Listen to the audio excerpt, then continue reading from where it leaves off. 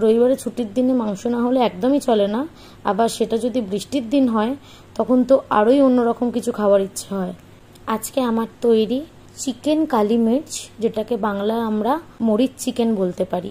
গরম জলে মাংসটাকে ভালো করে ধুয়ে আগে থেকে ভেজে রাখা গোলমরিচ গুঁড়ো ছড়িয়ে নুন, খানিক লেবুর রস, টক দই এই দিয়ে ম্যারিনেট করে রাখতে হবে 10 থেকে 15 মিনিট।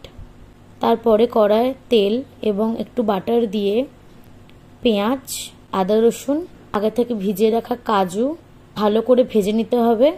তারপর সেটাকে ভালো করে মিক্সিতে বেটে একটা পেস্ট বানিয়ে রাখতে হবে। 10-15 মিনিট বাদে মাংসটা যখন ম্যারিনেট হয়ে যাবে, তারপর সেই মাংসটাকে তেল এবং বাটারে ভালো করে ভেজে রাখতে হবে। ভাজতে ভাজতে ধীরে ধীরে যখন তেলটা ছাড়বে, তারপর সেই পেঁয়াজ কাজু বাটার পেস্ট ওখানে দিয়ে 10 থেকে 15 মিনিট ভালো করে ঢাকা দিয়ে সিদ্ধ করতে দিতে হবে। ওখান থেকে তেল ছাড়লে খানিক চাইলে জল দিতে পারো। আমাদের পরিবারের সংখ্যা বড় বলে একটু ঝোল রাখা হয়েছে, তোমরা চাইলে এটা গ্রেভিও রাখতে পারো। এই রান্নাটা প্রচণ্ড সুস্বাদু হয়, যেটা রুটি, পরোটা, ভাত সব দিয়ে খাওয়া যায়।